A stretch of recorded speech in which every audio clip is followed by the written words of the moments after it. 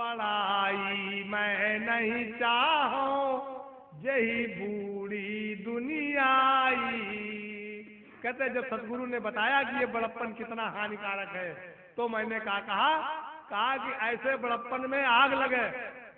जा रहा हूं बड़ाई मैं नहीं चाहूं, कहते हम ऐसी बड़ाई को नहीं जरूरत हमको, जो है ऐसी बड़ाई में आग लगे। यही बूढ़ी दुनियाई, कहते जिसके कारण सारा संसार डूबा चला जा रहा है। दीन भये ते पार उतरी गए, जिन्होंने दूसरे का मान सम्मान किया, दूसरे की बंदगी बजाई, अपने को छोटा बने, दूसरे की सेवा की, दूसरे पर अपने तन का कुछ न कुछ उपकार किया, दूसरे का हित चाहा, ये कौन करेगा? जो जिसके अंदर छोटेपन का भाव होगा, उसके शरीर से अच्छे ही अच्छे कार्य होंगे। दीन भये ते पार उतरी गे, बूढ़ गई कुलनाई। और अगर हम ऊंचा कुल, ऊंचा पद, बड़प्पन लेकर के बैठे रहे तो क्या होगा? वो हमको डुबो देगा। बूढ़ी गई कुलनाई, कैसे डुबोता है? पाहन की अभिमान नाव है, को चढ़ी पार जाई। कहते अहंकार क्या है? एक कागज की पत्थर की नाव है, और दीनता क्या है? काठ की नाव है। पाखंड क्या है? कागज की नाव है। अगर आप पाखंड की नाव में सवार हैं, कागज की नैया में बैठे हैं, तो वो थोड़ी ही देर में सीज के गल के बैठ जाएगी। अगर आप लकड़ी की नाव में बैठे हैं तो वो डूबने वाली नहीं है, वो गलने वाली नहीं है, वो आपको पार पहुंचा देगी। और अगर आप उसकी जगह पत्थर की नाव में बैठ गए, पाहन की नाव में, तो वो जहां पर होगी वहीं पर धंस जाएगी, वहीं पर डूब जाएगी, और आपको भी लेके पेंदी तक पहुंचा देगी, सोत तक। वो डूबती चली जाएगी जहां जब तक था नहीं मिलेगी। पाहन की अभिमान नाव है, को चढ़ी पार जाई। और ये पाहन की नाव बड़प्पन वाले को मिलती है। अहंकार, अभिमान, पाहन की अभिमान नाव। ये अभिमान किसके अंदर होता है? जिसको बड़प्पन मिलता है, जो बड़प्पन चाहता है। दीन भये ते पार उतरी गे, उनको कौन सी नाव मिली? लकड़ी वाली। दीन भये ते पार उतरी गे, बूढ़ गई कुलनाई। और ये मेरा मानना, ये मेरी सूझबूझ कि हम ऊंचे कुल के हैं, ऊंची पदवी के हैं, ऊंची जात के हैं, ऊंचे सम्मान के हैं, ऐसे लोग डूब जाते हैं। छिया छिया का सो डर माने, हमने अपने को छोटा माना, आपके पास गए, आपके पैताने बैठ गए। मेरी पदवी बहुत बड़ी, मैं राजा हूं, लेकिन मैं किसी संगति के यहाँ गया, और मेरा क्या काम है कि हम संगति से अपने को ऊपर माने कि छोटा माने? छोटा मानना है हमको। संसार में चींटी से भी अपने को छोटा मानना है। जिससे आप अपने को छोटा मानेंगे, उसी की सेवा आप कर सकते हैं। अगर आपने किसी को अपने से छोटा माना, तो फिर आप उसकी सेवा नहीं कर सकते हैं। कोई बड़ा अपने छोटे का न टट्टी उठाता है, न पेशाब उठाता है, न नहलाता है, न उसके कपड़ा छाटता है, बल्कि छोटा जो मानता है अपने को, वो बड़े की सेवा करता है। तो सेवा भावना कहाँ पैदा होती है? छोटेपन में। और बड़प्पन में अहंकार आता है। वो चाहता है कि ये मेरे पैर छुए, ये मेरे पैर दबावे, ये मेरे कपड़ा छाटे, ये मुझको खिलावे, ये मेरी सेवा में लगा रहे। तो जो चीज ऐसा सिखाती है, वो हमारे लिए त्यागने योग्य है। और वो दीनता जो हमको सेवा के भाव में लगाती है, वो ग्रहण करने योग्य है। वो काठ की नाव के समान है, आपको पार उतारेगी। और बड़प्पन, अहंकार, अभिमान नाव पत्थर की नाव के समान है, वो आपको था तक डुबो देगा। छिया छिया का सो डर माने, जब आप दीन होकर के चलेंगे तो संसार आपको घिनाएगा, अरे बेकार है, कौनो काम का नहीं।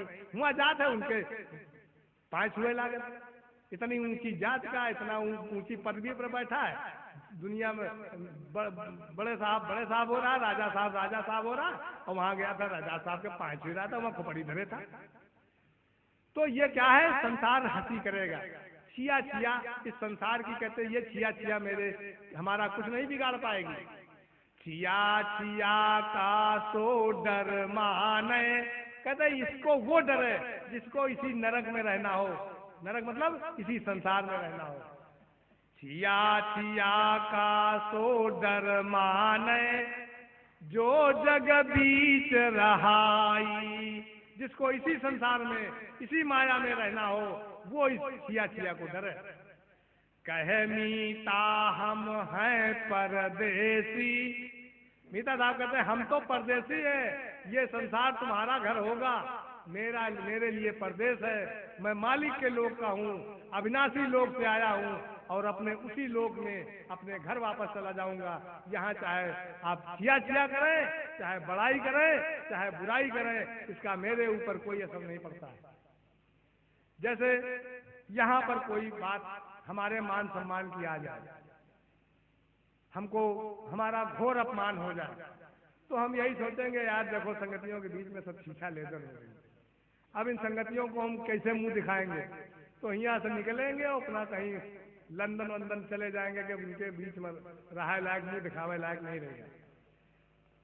लेकिन अगर हम मद्रास जाए, चेन्नई में जाए, वहां कोई आदमी हमारा अपमान कर दे, तो वो अपमान कर दिया उसने, वो चला गया, बाकी कोई हमको जानता नहीं है, हम अपन झरियावा गर्दा वर्दा अपन नहावा धोवा फिर सही हो गए, और आपके बीच में आकर के आपसे हमको मुंह छिपाने, ये हमारा घर है। कहे मीता हम हैं परदेसी, तो परदेश में आपके साथ कोई मान अपमान की बात होती है तो उसका आपके ऊपर कोई असर नहीं पड़ता है, लेकिन अपने घर में हो जाए तो उसका असर पड़ेगा।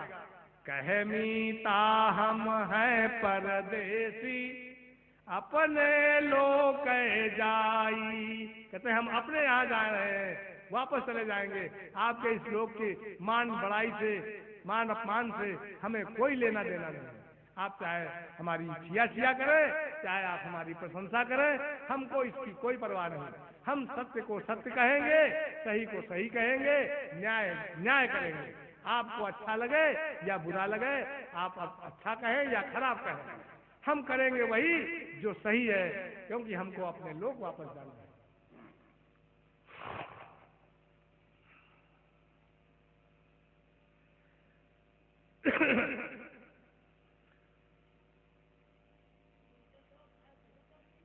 ना, वो अपने लिए कह रहे हैं, लेकिन हमको वही करना है जो वो कह रहे हैं। उन्होंने वो राह बताई है जिस पर चल करके वो वहां पहुंचे हैं, तो अगर हम वहां पहुंचने की लालसा रखे हैं तो हमको भी वही करना है जो वो जिस पर वो चले हैं, जो उन्होंने किया है। उन्होंने अपनी करनी बताई है और हमको करके अगर हम वही करनी करेंगे तो हम भी उनके जैसे हो जाएंगे। एक दोहा है उनका जो है, कबीर खोजा सबीर का, मीत बखाना सोए, मीत कबीरा एक है, कहबे के हैं। यानी जो रास्ता उन्होंने बताया उसी रास्ते पर हम चले, हमने उसको खोजा तो दोनों एक हो गए। जहां कबीर गए वहीं मीता था।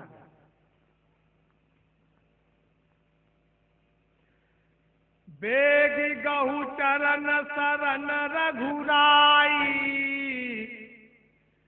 छाड़ी बेगी गहु चरण शरण रघुराई, दीन दयाल कृपा के सागर, जनकी करे सहाई। दीन दयाल कृपा के सागर, जनकी करे सहाई। दीनदयाल कौन है? उसी राम को दीनदयाल कहते हैं, मालिक को, साहब को, कि वो दीन दयाल, दीनों पर दया करने वाले हैं, कृपा के सागर हैं।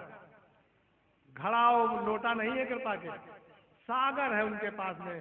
चाहे जितनी कृपा कर दें, कभी उनके पास कमी होने वाली नहीं है। हमारे आपके पास बूंद दो बूंद, लोटा दो लोटा है, अगर सब कृपा कह देवे तो हमारे पास कुछ न रह जाए। थोड़ी कह देवे आप भैया कहा तो खत्म हो गया हमारा कृपा। धना से नीना मारे दासा, पीपा से वालाई। ये क्या है? ये छोटी छोटी जातियों के लोग हैं, लेकिन इन्होंने अपने को दीनता से भरा। ये दीन हुए कौन लोग? धना सैनी नामारे दासा, पीपा से वालाई। जन कबीर किया आप बरोबर, तिनका भजूरे भाई। कहते इन लोगों ने, ये छोटी छोटी जातियों के लोग थे, लेकिन इन्होंने कबीर साहब की शरण पकड़ी, दीन हुए, तो कबीर साहब ने इन लोगों का उद्धार किया। जन कबीर किया आप बरोबर, तिनका भजूरे भाई। गोरख भरथरी गोपी चंदा। पहले ली वो लाइन जिनका संसार में कोई मान सम्मान नहीं होता है। अब दूसरी लाइन ली है जिसमें संसार में लोगों को मान सम्मान मिलता है, राजा महाराजा। ये कौन है? गोरख साहब। गोरख भरथरी साहब चक्रवर्ती राजा थे। गोरख भरथरी गोपी चंदा। गोपी चंद भरथरी साहब के भांजे थे और वो भी राजा थे, पाटलिपुत्र थे। सुल्तानी मति पाई। और सुल्तान साहब उस अखंड भारत के चक्रवर्ती राजा थे, जब ये पाकिस्तान, अफगानिस्तान, भूटान और ये आपका बांग्लादेश, ये सब हिंदुस्तान के अंग थे। इतना बड़ा जब देश था, तब ये सुल्तान साहब चक्रवर्ती राजा थे। यानी हजारों की संख्या में राजा थे जो उनको टैक्स देते थे। इतने बड़े राजा को ये वो लाइन है जिसमें बड़े बड़े लोगों का वर्णन किया गया है। कौन से बड़े लोग? जिन्होंने राम को पाया है। एक तरफ तो छोटों ने पाया है और दूसरी तरफ ये बड़ी लाइन है राजाओं की, जिन्होंने राम को पाया है। तो क्या राजा को राम मिल सकता है? नहीं मिल सकता है। वो देह से राजा थे, लेकिन मन से वो दीन थे। मन से उन्होंने अपने को चींटी से भी बड़ा नहीं माना, चींटी से भी अपने को छोटा माना। गोरख भरथरी गोपी चंदा, सुल्तानी मति पाई। लोक लाज दुख मीरे त्यागा, मिली झुंड का जाई। और जो लोक की लज्जा थी, संसार उनके ऊपर थूक रहा था कि रानी होकर के, इतनी ऊंची जात के होकर के, ये पूरे खानदान का कुल की नाक कटा रही हो, वहां जाती हो रैदास साहब के वहां, उनसे तुमको पता नहीं कौन सा सिंहासन मिला जा रहा है। यानी उन्होंने इस सारी पीड़ा को सहा, इस लोक की लाज को, इस मान अपमान को उन्होंने जरा भी परवाह नहीं की। लोक लाज दुख मीरा त्यागा, मिली झुंड का जाई। तो कहाँ पहुंची? जहाँ सब पहुंचे हुए लोग मौजूद थे, जहाँ सभी संत मौजूद थे, यानी अविनाशी लोग पहुंच गए। कहाँ लग गनौ दास हरि के बहु, हरि ही की न बड़ाई। या सुनि मीता संतन से, या सुनि मीता संतन से, जम की जाल छड़ाई। जब उन्होंने समझा, ये सुना, समझा और संतों की सेवा की, तो क्या हुआ? उनको अविनाशी लोक मिला, अमर लोक मिला। तब वहां कौन मारने वाला है? वहां कौन उन पर त्रास देने वाला है? यानी जम उनके लोक से बाहर का चीज है। अगर यहाँ 3 लोक में होते तो जम उनको सताता, लेकिन जब वो 3 से परे चले गए, 4थे में चले गए, तो वहां जम क्या पकड़ेगा, कैसे पकड़ेगा? राम की भक्ति दुहेली भाई, बड़ी कठिन है। दुहेली मतलब बहुत कठिन है, दुरूह। राम की भक्ति दुहेली भाई, कोटिन महा कोई पाई। पाखंड किए हाथ नहीं आवे, का भय पद 10 गाई। ये बानी वचन का पढ़ना, गाना, भक्ति के नाम पर इस वाणी का इस्तेमाल करना, ये क्या है? ये कहते हैं ये पाखंड व्यवहार है। बाह्य व्यवहार को ही पाखंड व्यवहार कहते हैं, पाखंड कहते हैं। दिखावा को ही पाखंड कहते हैं, दिखावा बाह्य व्यवहार है। तो कहते हैं ऐसा राम की भक्ति दुहेली भाई, बड़ी कठिन है। कोटिन महा कोई पाई, और बहुत बड़ी संख्या में, कोटिन में, करोड़ों में कोई एक आदमी इस चीज को पाता है, राम की भक्ति को। इतनी कठिन है। पाखंड किए हाथ ना आवे, का भय पद 10 गाई। कहते आपने सुबेरे शाम 10 पद गा लिए, जीवन भर गाते रहिए, 150 जन्म गाते रहिए, आपको राम नहीं मिलेगा। का भय पद 10 गाई, इसके गाने से क्या होगा? वो पद आप गावें, लेकिन उस गाने को सुने भी कि पद क्या कह रहा है।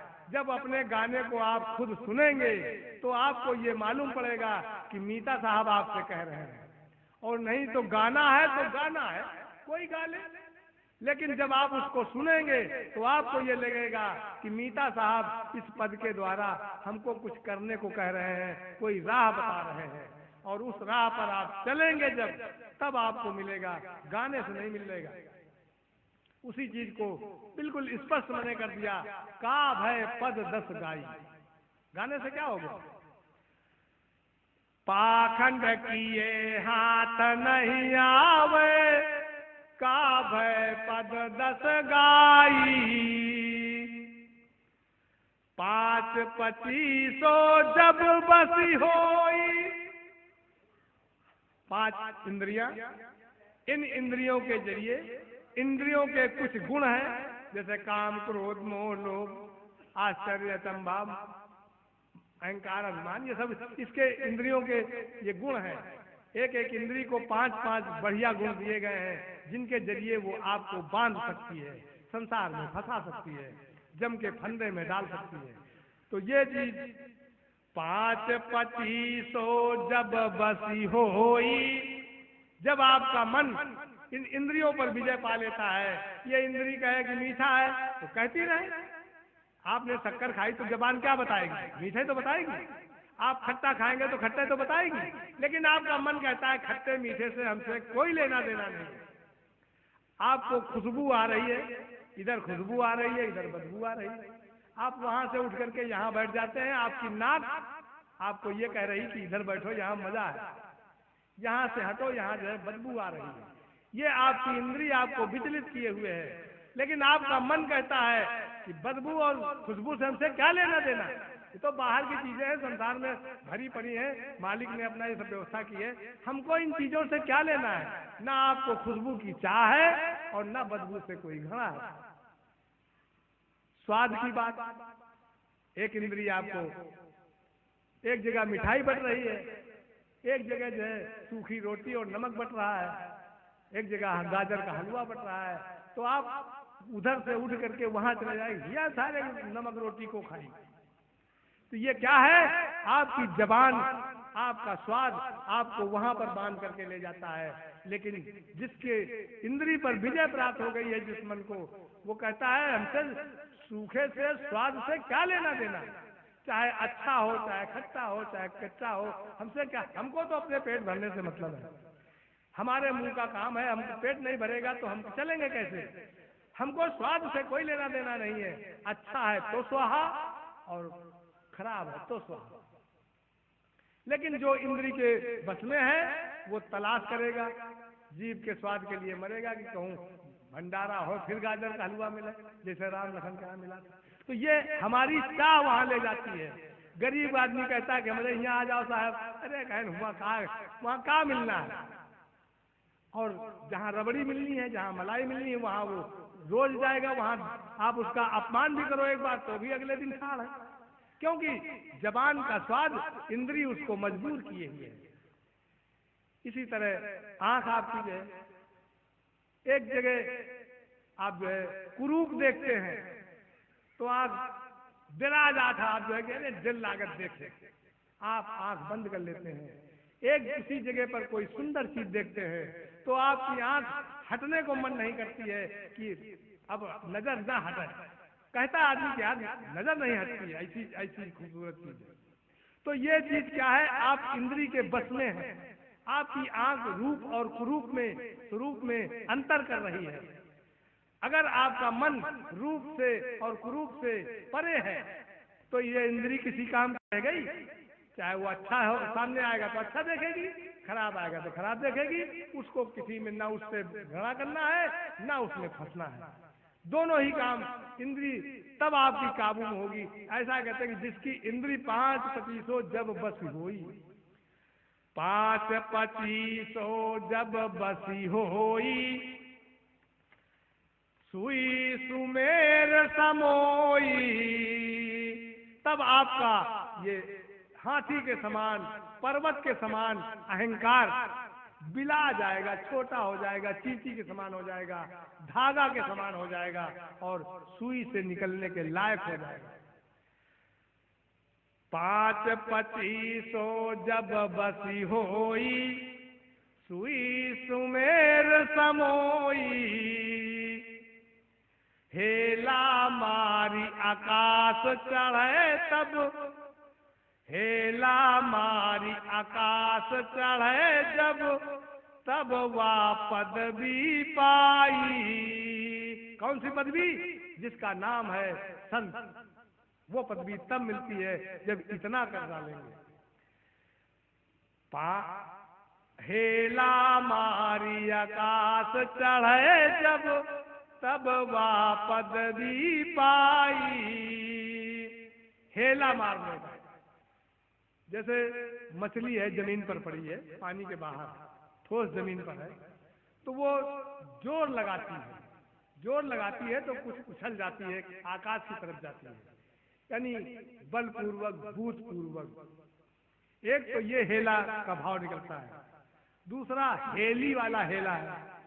हेली मतलब 10-5 का झुंड, गाय की हेली, भेड़िन की हेली, भैंसिन की हेली, तो ये हेला है, ये 25 का है, पूरा 25 है इसमें, काम क्रोध मोह लोभ ये सब है, तो कहते हैं हेला मार।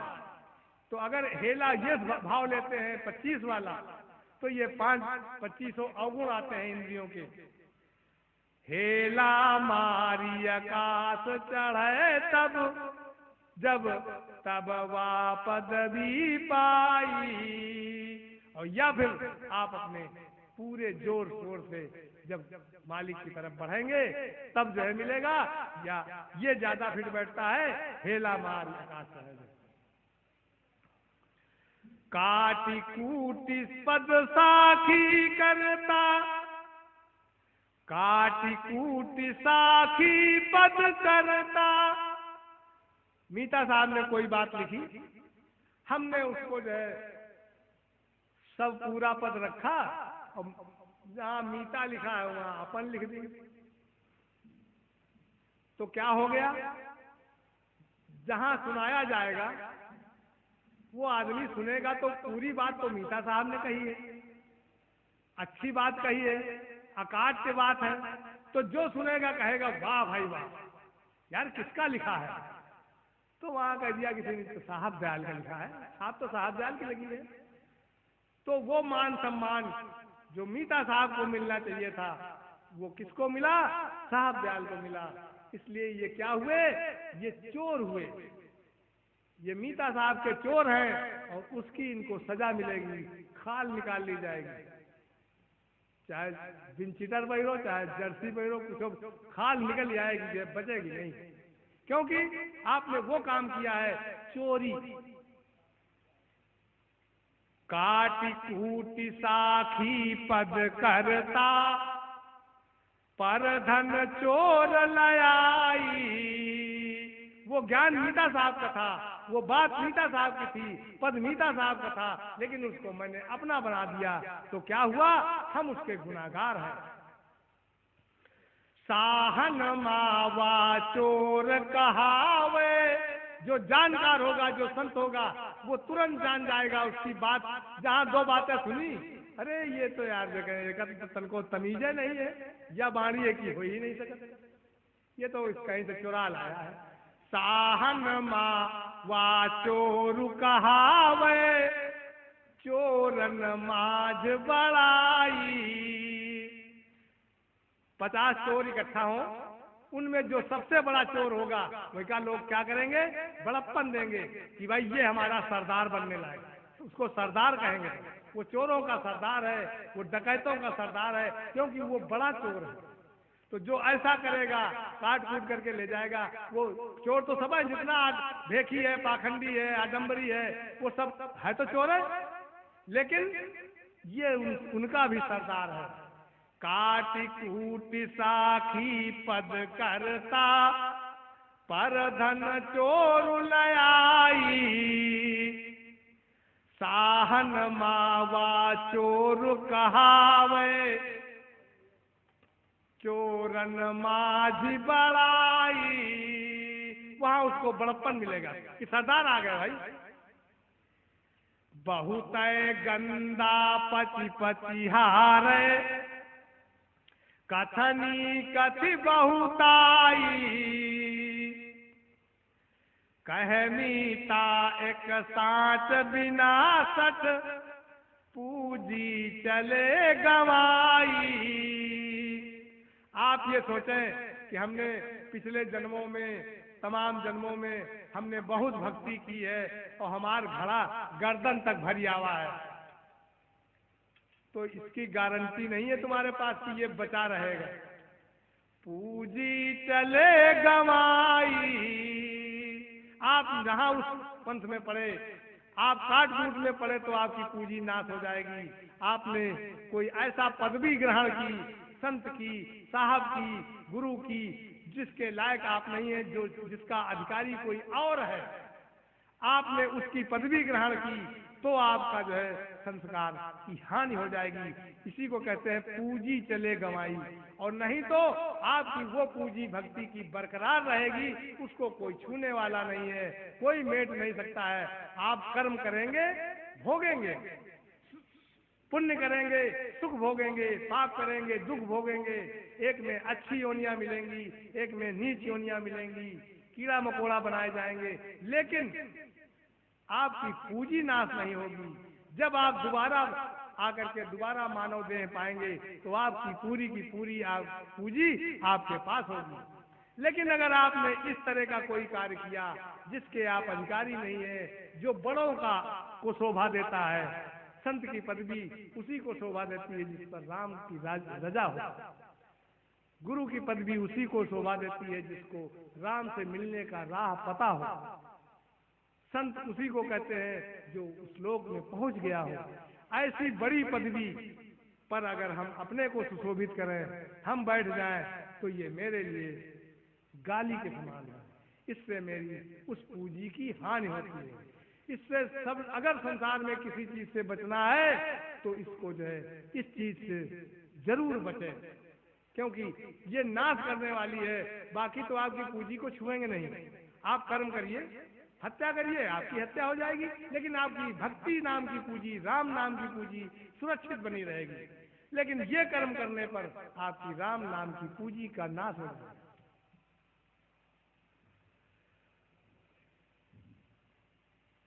बहुत गंदा पति पति हारे, कथनी कथि बहुताई।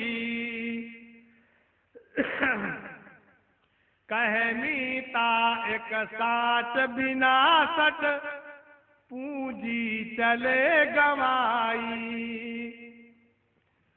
भक्ति सरी और नहीं कुछ आही, कहते भक्ति से बड़ी कोई चीज नहीं है। और भक्ति उस चीज का नाम है जितनी देर हमारा मन राम में लगा रहता है। अगर आपका मन राम में लगा है तो फिर इससे बड़ी कोई चीज नहीं। एक छोटा सा दोहा है,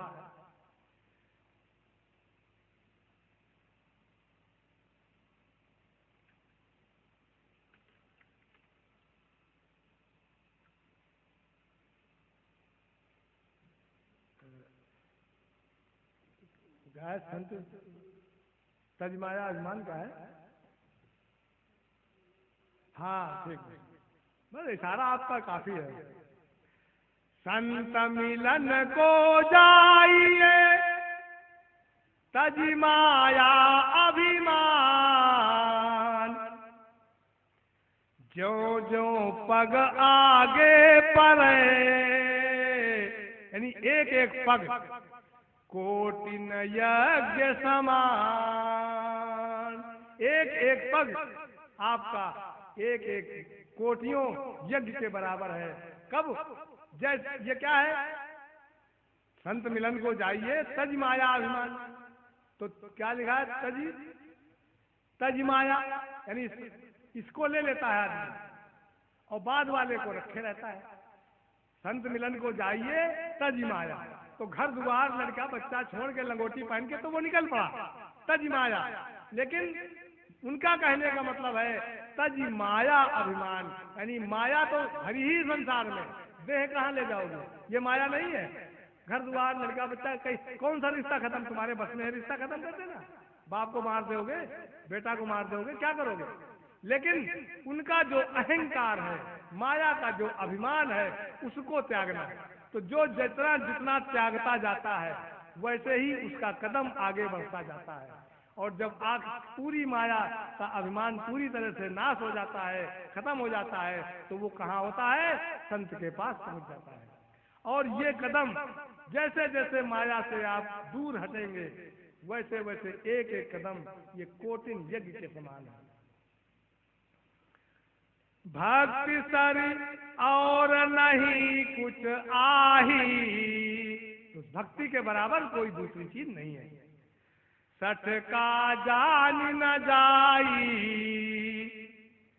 भक्त न बिनसै ब्रह्म न बिनसै, और बिनसी सब जाई। कहते इन दो का क्षय नहीं होता है, ये नाशवान नहीं है, ये अविनाशी है। कौन? भक्त न बिनसै ब्रह्म न बिनसै, भक्त भी नहीं नाश होता है, उसका भी विनाश नहीं होता है। और किसका विनाश नहीं होता है? ये तो कह रहे हैं दुई, भक्त न बिनसै ब्रह्म न बिनसै, और विनश सब जाएगा। तो क्या सदगुरु विनश जाएगा?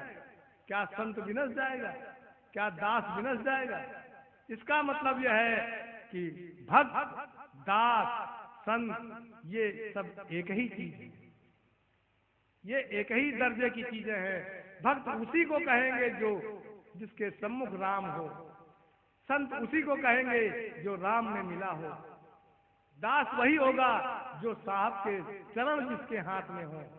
और अगर नहीं है तो तुम कहते रहो हम दास हैं, हमारे जैसे हम दास हैं, हमारा मालिक बैठा है लखनऊ में और हम यहाँ उसके दास हैं, तो कहा सेवा? दास का क्या काम है? सेवा करना। क्या हम यहाँ से उसके हाथ पैर दबा सकते हैं, उसका कुछ भला कर सकते हैं? नहीं कर सकते हैं। दास वही है जिसके हाथ में चरण हो, संत वही है जो राम में लीन हो, भक्त वही है जिसके मन में राम बसा हो, कुमता जा चुकी हो। इसलिए ये तीनों चीजें एक दर्जे की हैं। उन्होंने तो कह दिया भक्त न बिनसै ब्रह्म न बिनसै, और बिनस सब जाई। तो और में गुरु भी आ गया, गुरु को अहमद नहीं लिखा है, संत भी आ गया, दास भी आ गया। लेकिन ये सब अजर अमर हैं, क्योंकि ये सब एक ही चीज के नाम है।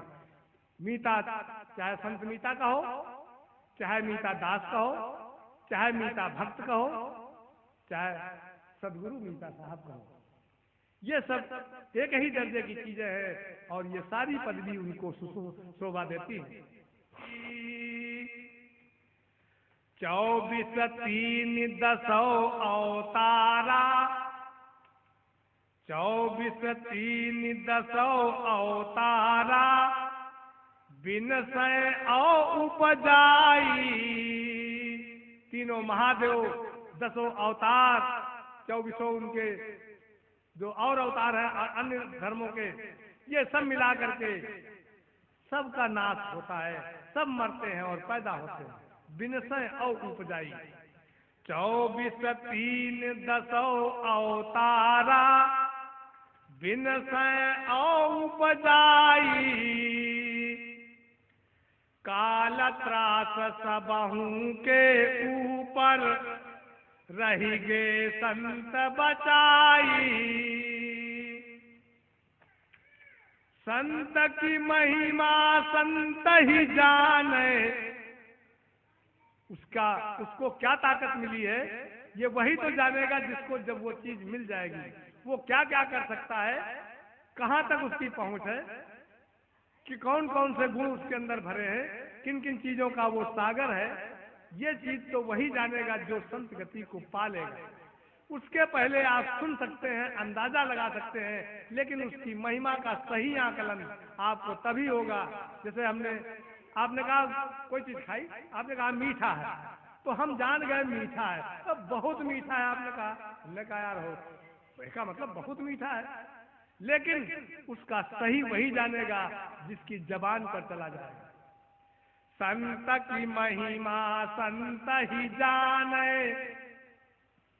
हरि जीव महिमा गाई।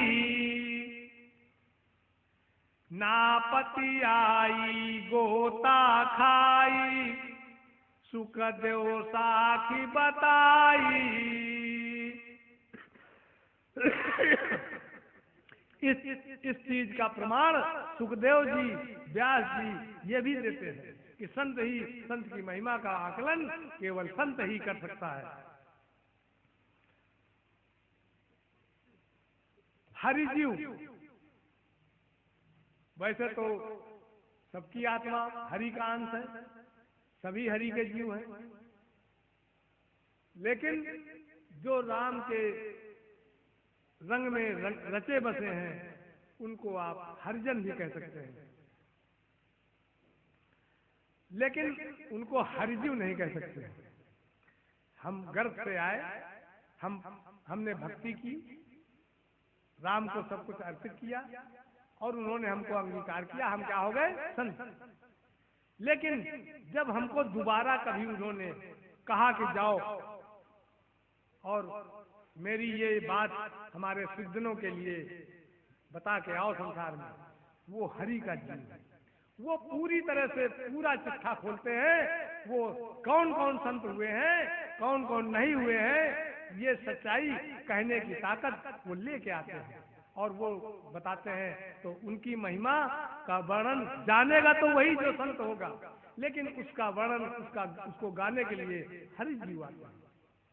संत की महिमा संत ही जाने, हरि जीव महिमा गाई। उनकी महिमा का बखान करने का के हुक्मी वो होते हैं जो हुक्म पा करके आते हैं, जो पैगंबर कहे जाते हैं, जिनको हम ईश्वर दूत कहते हैं।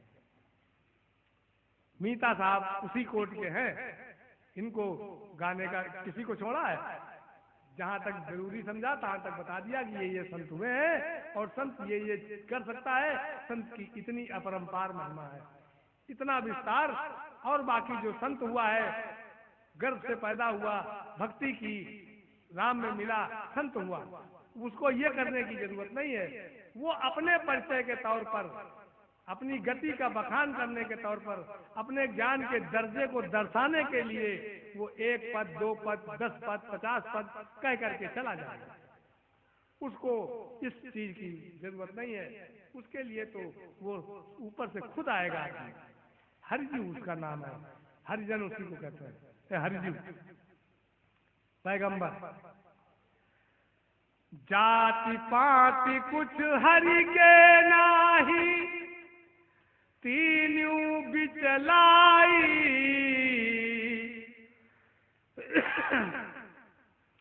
सोई पुनीत कहे जनमीता, जागत जागत भक्ति बसाई। कहते हैं जात पात कुछ नहीं है, सबके अंदर ब्रह्म बैठा है। और अगर एकदम से नंगा करके दाढ़ी बाल सब घोट के और कहीं खड़ा कर दिया जाए 50 आदमियों को, राखा न जाए कुछ कोनो निशानी, कोई वर्दी न रखी जाए और कहा जाए जरा बताओ इसमें कौन किस धर्म का है, तो बताना मुश्किल हो जाएगा। आप बता नहीं सकते। आपने वर्दी के जरिए जो है, आपकी टोपी अलग है, उनकी टोपी अलग है, आपका पजामा अलग है, उनका पजामा अलग है, कोई पगड़ी बांधे है, कोई तलवार लटकाए है, कोई बर्छी लटकाए है। ये क्या है? अपनी अपनी वर्दी लेकर के उन्होंने अपनी जात बनाई। कर्म के आधार पर कुछ जातियां बन गई। आपने लोहा पीटना शुरू किया तो आप लोहार हो गए, आपने जो है सोना पीटना शुरू किया तो आप सोनार हो गए, आपने चमड़ा छीलना शुरू किया तो आप चमार हो गए, आपने मिट्टी मारना शुरू किया तो आप कुम्हार हो गए। ये आपके कर्म के आधार पर आपको वो नाम खुद ही मिलेगा। ये जात बन करके रह गई। अब कर्म छोटे बड़े हैं, किसी में कर्म करने में घृणा आती है। जानवर मरा, आप उठा रहे तो वो मतलब नाक बंद करके उठाया गया। एक कर्म दूसरा है जिसमें किसी तरह का कोई सब अच्छा ही अच्छा है। तो जैसा कर्म है उस हिसाब से कुछ छोटी बड़ी जात हो गई। बाकी सभी 5 तत्व के बने हैं, सभी के अंदर राम विराजमान है, सभी के अंदर आपके प्राण विराजमान है, सब मिला करके सब एक जैसे हैं। हमने यहाँ पर आकर के ये भेद पैदा किया है अपने द्वारा। ये भेद वेदों के द्वारा पैदा किया गया है। हमको जगत में वेदों ने बनाया, छोटा बड़ा वेदों ने बनाया है। जाति पाति कुछ हरि के नाही, तीनों बिचलाई। सोई पुनीत कहाँ जनमीता। कहते पुनीत पवित्र वही है, पाक वही है, जागत भक्ति बसाई। जिसके मन में भक्ति का बात है, जो भक्त है, पुनीत वही है, पवित्र वही है, और कोई पवित्र नहीं है। कितनी भी ऊंची जाति का कितना भी नहाए धोए बैठा हो, कोई पवित्र नहीं है। पवित्र वही है जिसके अंदर भक्ति है।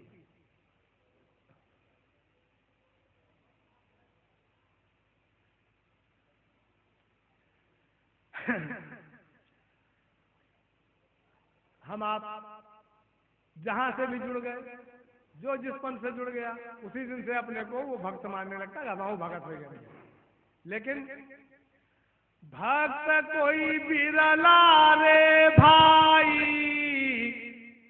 कहते बिरला कोई, लाखों करोड़ों में एक आध। भक्त कोई बिरला रे भाई, ते ही कालो ना खाई। मिले रमिता राम जिनका, गने ते जाई। कहते भक्तों में उनकी गिनती होती है जिनको सर्वव्यापी मिले रमिता राम, यानी जो घट घट में रमा है वो राम जिसको मिल जाता है उसको भक्त माना जाता है। ये छोटी मोटी चीज नहीं है। भक्त कोई बिरला रे भाई, ताही कालू ना खाई। उसको काल नहीं छू सकता है। मिले रमिता राम जिनका, गने ते जाई। नाचे गाए माला फेरे, कुमिता ना जाई। कुमिता घट मा होए रही, सो नरक ले जाई। तिलक छापा बांधी कंठी, यानी भेष, तिलक छापा बांधी कंठी, भूल ना जाई। ऐसा करके अपने को भगत न समझ लेना कि कंठी बांध लिया, कान फुका लिया, माला पहन लिया, भेष धर लिया, माटी घोर लगा ली, तिलक लगा लिया, ऐसे ये करके अपने को कहीं भगत न समझ बैठना। भगत बिरला कोई है, भगत भक्त कोई बिरला रे भाई। इसलिए तिलक छापा बांध कंठी, भूल ना जाई। ये भूल न करना कि हम भगत हैं, कंठी पहन लिया, माला पहन लिया और कहा कि हम भगत हो गए। ले धोती कान फूके, ठगे तो ही जाई। इस तरह से जो आपको भगत बना रहे हैं, कान फूक करके, कुछ दान दक्षिणा लेकर के, वो ठग हैं। इनके चक्कर में न फंसना। अब एक तरफ तो एक आदमी बढ़िया लाल पीला पहने बैठा है, माला कंठी 10-10, 5-5 पहने हैं, सब हर तरह से चंदन और नहाए धोए बिल्कुल जो है अड़ाऊ खड़ाऊ सब पहन के। मीता साहब उसको कह रहे हैं कि तुम अपने को भगत न समझ बैठना, और यहाँ तो कुछ है ही नहीं। वही के आगे हम कहीं ठहरते हैं तो हम अपना कैसे समझ सके? जब वही का मना कर दी तो हम कैसे समझ सकते हैं अपने? है ऐसा ही कि नहीं?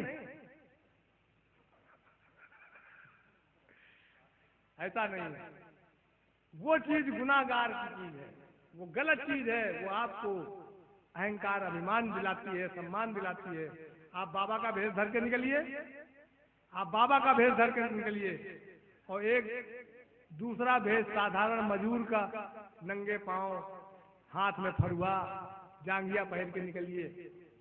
दोनों साथे साथ चले आओ, थोड़ा आगे पीछे। तो जितना आदमी उस बाबा से के सामने से गुजरेगा, बाबा जी दंडवत, बाबा जी प्रणाम, बाबा जी सलाम, वो ये करते हुए निकलेगा। और तुमसे जोड़ नहीं तो कहाँ गए रहो, कहाँ जा रहे हो? हम कहा रहा हमें उसको कोई जो है प्रणाम और नमस्कार और बंदगी नहीं कहेगा। लेकिन वो जो भेष धरे है, ये भेष उसको मान सम्मान दिला रहा है, इसलिए ये उसके लिए हानिकारक है। तिलक छापा बांध कंठी, भूल ना जाई। ले धोती कान फूके, ठगे तो ही आई। मिले सतगुरु तरे सोई, मिले सतगुरु तरे सोई, होय कुशलाई। तब आपकी कुशल है। कहे मीता छान कीना, कहे मीता छान कीना, दीन गोहिराई।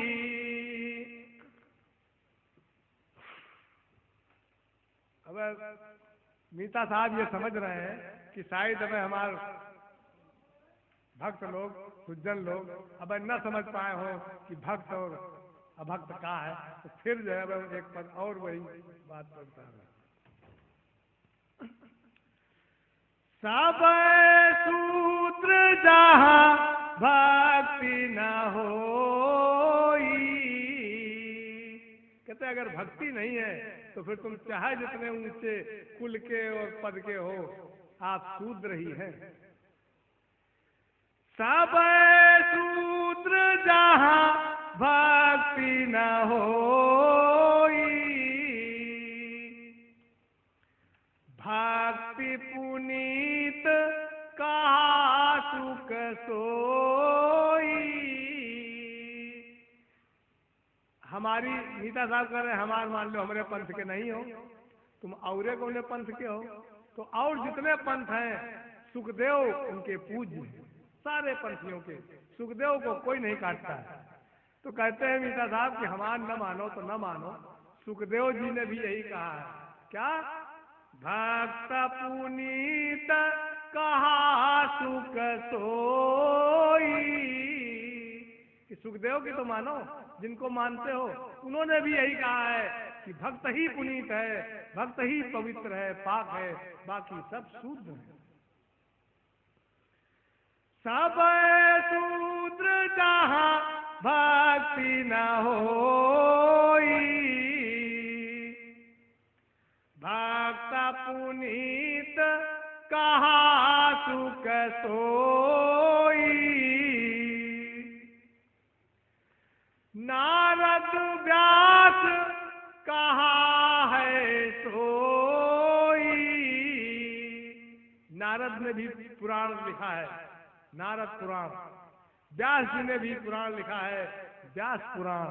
लेकिन इन लोगों ने भी अपने पुराण में, उन पुराणों का सार यही है, नारद व्यास कहा है सोई। वही बात कही है। क्या बात? कि भक्त ही पुनीत है, भक्त ही पवित्र है, पाक है। नारद व्यास कहा है सोई, पशुआ भूले जाति बढ़ोई। एक उच्च कुल में बच्चा पैदा होता है, ऊंची जाति में पैदा होता है, लेकिन वो दुराचार की निशानी है, अवैध संबंधों के कारण पैदा हुआ है। लोक लाज उन माँ बाप को ये बताने के लिए रोकती है कि हम कुंवारे, हमारे बच्चा पैदा हो गया, हम कुंवारी हैं। बाप को भी रोकती है वो बात कि आज लोग जानेंगे कि ये तो बहुत बड़ा साथ छिनार है। तो वो क्या करते हैं, उस बच्चे को फेंक देते हैं। अब उस बच्चे को कोई शूद्र ले जाता है वो बच्चा बहुत ऊंचे कुल का, ऊंची जात का, सबसे ऊंची जात का है और सबसे ऊंचे कुल का है, लेकिन वो अवैध संबंधों के कारण उसको अपना नहीं सकते हैं, उसको जाहिर नहीं कर सकते हैं। अब उसको कोई, जो फेंकी हुई चीज को कौन ले जाएगा? जिसको अंदर दया होगी, जो छोटा होगा, वही कहेगा चलो भैया हम यार जैसे गुजर कर रहे हैं, क्या रोटी नमक रोटी यहाँ खा ले यार, इसको कहाँ मरने के लिए छोड़ दे, वो ले जाएगा। पालता है, आप उसको क्या जानेंगे? शूद्र जानेंगे। वही काम करेगा जो वो काम कर रहा था, जो लाया उसको वही ज्ञान ध्यान सिखाएगा और उसी जात के नाम से जाना जाएगा। मीता साहब गर्भ से पैदा नहीं हुए, लेकिन दस्सन नामक दोसर वैश्य बनिया के यहाँ उन्होंने प्रकट हुए, उसने उनको पाला पोसा, इसलिए मीता साहब को भी बनिया के नाम से जाना जाता है। जबकि मीता साहब स्पष्ट कह रहे हैं कि हमारे न कोई माँ बाप होता है, न हमारी कोई जाति होती है, लेकिन जिसके यहाँ रहे उसका नाम तो जुड़ेगा ही। वो कितना बड़ा सौभाग्यशाली जिसको एक ईश्वर दूत को पालने पोसने का मौका मिला। वो भी कहीं कभी पुराना कोई संगति संस्कारी रहा होगा, जिसने बहुत और तो कुछ मांगा नहीं होगा, उसने भक्ति नहीं मांगी होगी, उसने कहा होगा साहब हमका आपकी सेवा का मौका मिल जाए, आपके हाथ पाए, आपका कुछ लालन पालन, उसको उसी के अनुरूप अवसर मिल गया। उसने भक्ति नहीं की, उसने उनको पाला पोसा, लेकिन उस देह को पाला पोसा जो हरि की इच्छा से धारण की गई थी। नारद व्यास कहा है सोई, पशुआ भूले जाति बढ़ोई। तो जो एक उच्च कुल और उच्च घराने का अवैध बच्चा जो शूद्र के यहाँ पला, उसका अपमान जानते हो कौन कर रहा है? शूद्र नहीं करेंगे। उसका अपमान उसी की जाति वाले उसको घिनाएंगे, है सारा शूद्र कहेगा। जबकि उन्हीं की जात का वो बच्चा है, उन्हीं के उसमें उन्हीं के द्वारा पैदा हुआ है, उसमें उन्हीं का रक्त और मांस बह रहा है। वही उसको अपमानित करेंगे कि ये छोटी जात का है, हम ऊंची जात का है। अपने ही द्वारा अपने का अपमान कर रहे हैं, क्या तमीज है? इनको बुद्धिमान कहा जाएगा? इसीलिए कहा कि वो साकट है। पशुआ भूले जाति बढ़ोई, वो जात के बड़पन में जो भूले हैं वो पशु बुद्धि के लोग हैं। पशुओं जैसा ज्ञान उनका है। पशु का ज्ञान कोई बहुत अच्छा होता था। झूठ चलावे साच छपाई। सत्य क्या है? सत्य यह है कि सभी जो है पांच तत्व के बने हैं, सभी ब्रह्म के अंदर ब्रह्म विराजमान है, सभी के अंदर आत्मा विराजमान है और सब एक समान है। कोई छोटा बड़ा नहीं है, कोई ऊंचा नीचा नहीं है। ये सत्यता है। लेकिन झूठ चलावे साच छपाई, इस सत्यता को दबा दिया जाता है और छोटे बड़े का भाव उभार दिया जाता है। शूद्र और ऊंचे सवर्ण का भाव पैदा कर दिया जाता है। झूठ चलावे साच छपाई, साकट का कुछ समझ न जाई। उसको साकट यानी बुद्धिहीन इस बात को नहीं समझ पाता है और वो भी सोच लेता है कि मैं ऊंचे कुल में पैदा हुआ हूँ या मैं शूद्र कुल में पैदा, वो भी उसी को अपना मान लेता है। सुजन इनका नापतियाई, जो सुजन है, जो संस्कार से भरा पूरा है, वो इस बात को नहीं मानता है। उनके इस उपदेश को, इस जात के वर्गीकरण को वो नहीं मानता है। वो उसी सच्चाई को पकड़ता है कि सभी एक समान है, सभी के अंदर जीव और ब्रह्म मौजूद है, किसी तरह का कोई भेद नहीं है। भेद अपने अपने कर्म का है। वही हत्या हम करेंगे तो हमको लगेगी, वही हत्या वाजपेयी जी करेंगे तो वाजपेयी जी को लगेगी, वही हत्या सिंह साहब करेंगे तो सिंह साहब को भी लगेगी। कर्म के आधार पर सभी दोषित होंगे और अच्छे कर्म करेंगे तो वही अच्छे कर्म का फल उसको भी मिलेगा, वही सिंह साहब को भी मिलेगा, वही समण को भी मिलेगा। सभी को उसी अच्छे फल का, अच्छे कर्म का अच्छा फल और बुरे कर्म का बुरा फल। ये जो वर्गीकरण है ये कर्म के आधार पर और फल का भोग कर्म के आधार पर, कोई उससे बचेगा नहीं। लेकिन हमने उसके बगैर बिना कर्म से ही अपने को ऊंचा नीचा जो बना दिया, ये सच्चाई नहीं है और सुजन इसको नहीं मानता है। सुजन इनका नापतियाई, इनके संग नरक का जाई। अपने मुंह कर अपनी बड़ाई, यानी कहते हैं इनको शर्म भी नहीं आती है ऐसे साकटों को जो अपने मुंह से अपनी बड़ाई करते हैं। मैं फला हूं, कहो अपना बिसुआ बता दें, कहो अपन पदवी बता दें, यानी अपने बड़प्पन को अपने मुंह से गाते हुए इनको लोक लाज में कुछ लिहाज नहीं आता है। अपने मुंह कर अपनी बड़ाई। हम कहते हैं कि ये दादा बहुत ऊंची हस्ती है, बहुत बड़े हैं, बहुत भक्त है, तो हमारी आपकी सुनने की मजबूरी है। आपको अच्छा लगे और ना भी लगे, आप नहीं चाहते कि मेरी कोई बड़ाई करे। लेकिन अगर हम खुद अपने मुंह से अपन गीत गा रहे हैं तो इसका मतलब हम बड़प्पन को बहुत चाहते हैं, बड़े इच्छुक हैं बड़प्पन के। तो कोई नहीं कर रहा तो हम अपने मुंह से बता दें कि हम संत हैं, हम फकीर हैं, हम पहुंचे हुए हैं, हम मीता साहब हमारी जेब में है। अगर दूसरा कहे कि ये पहुंचे हुए हैं तो ये तो एक मजबूरी है उसकी, कहे यार हम भैया पहुंचे नहीं, ये सब ना कहा करो। लेकिन मान लो नहीं बोल रहा है, उसकी मजबूरी के जो मर्जी हो तुम कहो भैया, हमसे कोई लेना देना नहीं। लेकिन जो आदमी बड़प्पन का इच्छुक होगा वो अपने मुंह से कहेगा कि हाँ हम संत हैं। अपने मुंह कर अपनी बड़ाई, भगवत भक्ति हंसी कह पाई। जब अपनी हस्ती को, जो संसार में हस्ती मिली है, जब अपनी उस हस्ती को, राजपद को, जाति पद को, बड़प्पन को जब हम संत के चरणों में मिला देंगे, डाल देंगे, जब धूल में मिला देंगे, तब जाकर के भगवत भक्ति हंसी कह पाई। ब्रह्म मिले सो बमन कहाई।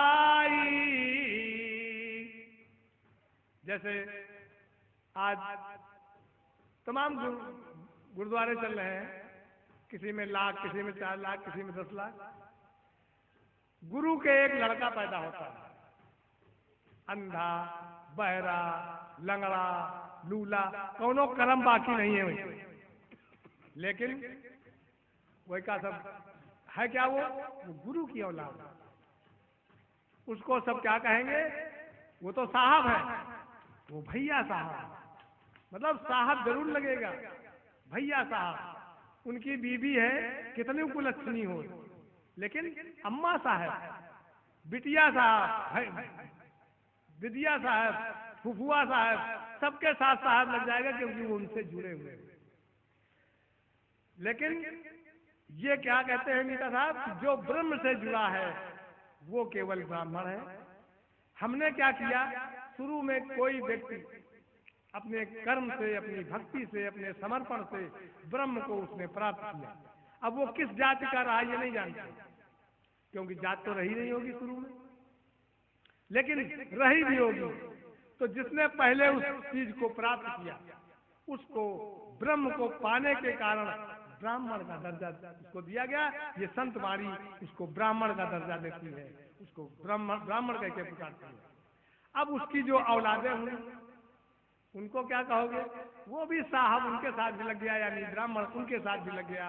और वो होते होते होते होते आज लाखों की संख्या में उनका वंश और परिवार है, और वो सभी ब्राह्मण हैं। इसी तरह जिसने क्षत्रित्व का काम किया, अपने प्राणों की परवाह नहीं की, ऐसा कोई व्यक्ति शुरू में रहा होगा जिसके अंदर दया भरी रही हो। अपनी उस दया के कारण उसने अपना जीवन तक अर्पण कर दिया, किसी की रक्षा में अपना जीवन दान कर दिया कि हमको मारो, इसको छोड़ो। ऐसे व्यक्ति को क्षत्रिय कहा जाएगा। और उस क्षत्रिय की औलादें, चाहे वो चोरी कर रही हो, चाहे वो जो कुछ कर रही हो, सब आज क्षत्रिय ही है। तो ये जो वर्गीकरण हुआ, अपने उस पुरखे का हम भजा रहे हैं। हम तो एक ऐसे कर्म है हमारे कि कोई सुनना नहीं चाहेगा, इतने गलीज हैं कि गलीज से भी ज्यादा गिरेंगे, लेकिन हमको अपने पुरखे की जाति और सम्मान प्राप्त। ब्रह्म मिले सो बमन कहाई, सो धना दासा भाई। कहते वो ब्राह्मण कौन है, धना जाट और रैदास कुमार, ये ब्राह्मण है क्योंकि इनको हरि मिला हुआ है, ब्रह्म मिला हुआ है। सो धना रैदासा भाई। अब जाति का वर्गीकरण मीता साहब ने कर्मानुसार कर दिया कि रखी वैश्य शूद्र सेवकाई।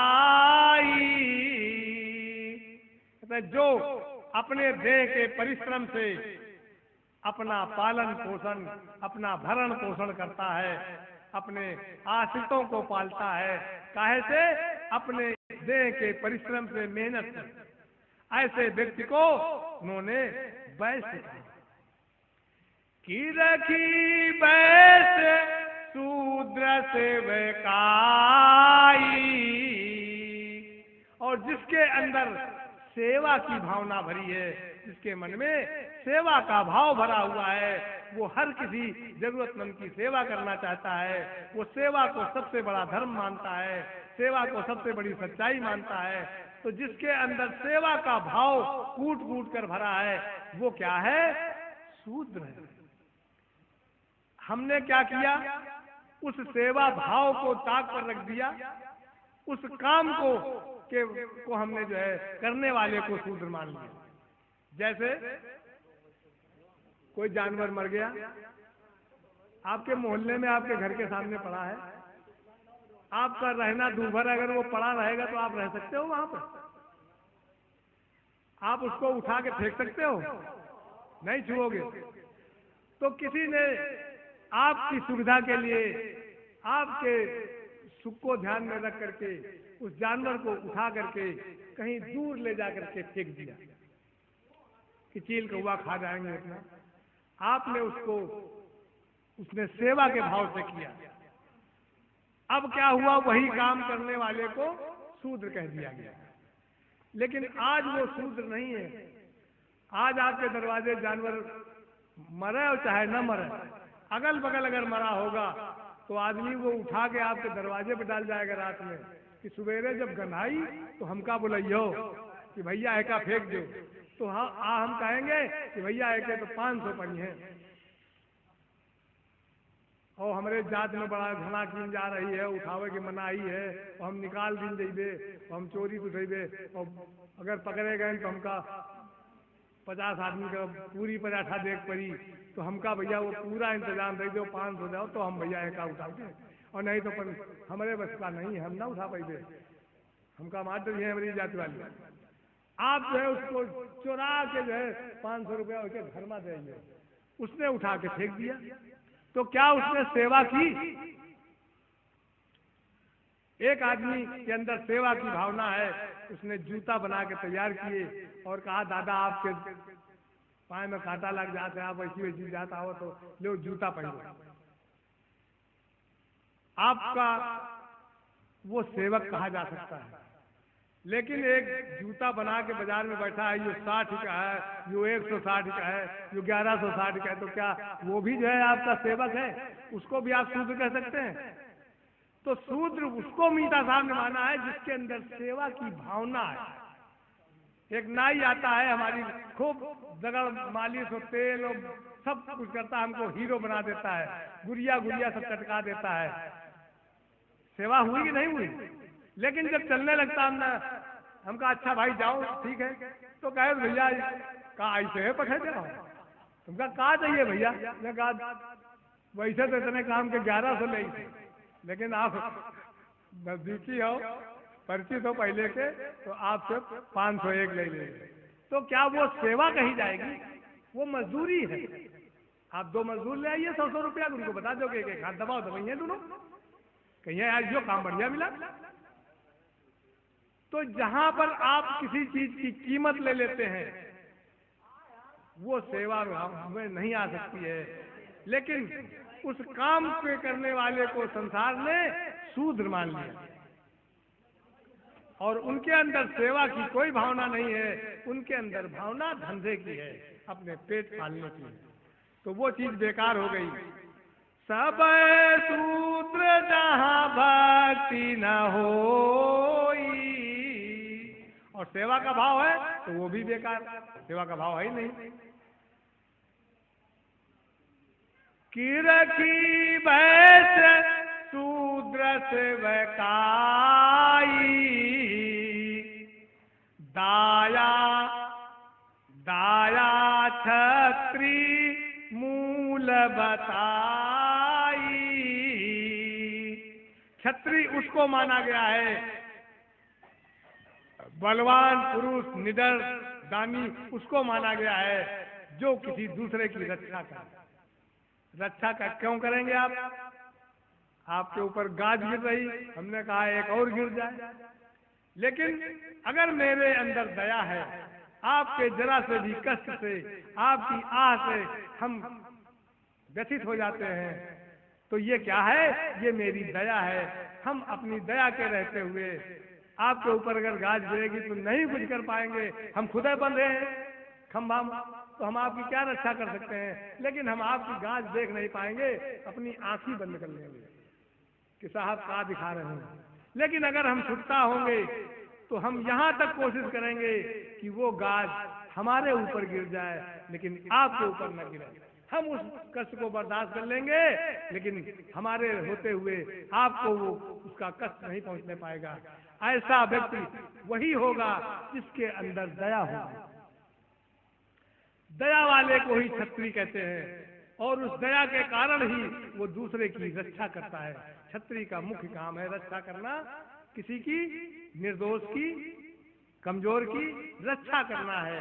निरीह अगर गाय जा रही है और एक शिकारी जो है, मान लो वो बड़ा जो है कोई ताकतवर पहलवान है और चला आ रहा है, डंडा और लाठी और तलवार भी लिए है, और किसी जीव को निरीह जीव बिल्कुल जो है उसको दौड़ाता चला रहा है। हम अगर क्षत्रिय हैं तो मेरे रहते वो उस जीव का वध नहीं कर सकता है, चाहे हमारा वध भले ही हो। उस चीज को कह रहे हैं क्षत्रिय। दाया क्षत्रिय मूल बताई, ये 3 गुण हो गए। ये तीनों गुण कहते हैं जिसके अंदर होंगे। ई गुण मीता जही घट होई, ये तीनों गुण यानी जो अपने शरीर से अपने परिश्रम का खा रहा है, अपने परिश्रम से अर्जित किए हुए चीजों का उपभोग कर रहा है, यानी जो वैश्य है, जिसके अंदर सेवा की भावना भरी हुई है, यानी जो शूद्र है, जिसके अंदर जो दया से ओतप्रोत है, यानी जो क्षत्रिय है, जो तीनों है, जो वैश्य, शूद्र और क्षत्रिय तीनों है, जिसके अंदर अपना जो खा रहा है, जो सेवा भाव लिए हुए है, जो दया से भरा हुआ है, जिसके ये तीनों भाव जिसके अंदर मौजूद है, कहते हैं वही राम को पाने के लायक है, वही ब्रह्म को पाने का अधिकारी है, और वही ब्राह्मण कहा जाने का भी अधिकारी है। उसी को आप ब्राह्मण कह सकते हैं जिसके अंदर ये तीनों चीजें हों। ई गुण मीता जेहि घट होई, ब्रह्म मिलय सो ब्राह्मण कहाई। वो ब्राह्मण है जिसके अंदर दया भी होगी, जिसके अंदर सेवा की भावना भी होगी, और जो अपने ही परिश्रम से अर्जित धन से, वस्तुओं से, अनाज से अपना गुजारा कर रहा होगा, किसी दूसरे पर आश्रित नहीं होगा, मांग करके, चुरा करके, ठग करके किसी दूसरे की संपत्ति पर अपना सुख नहीं भोगेगा। ऐसा व्यक्ति उस लायक है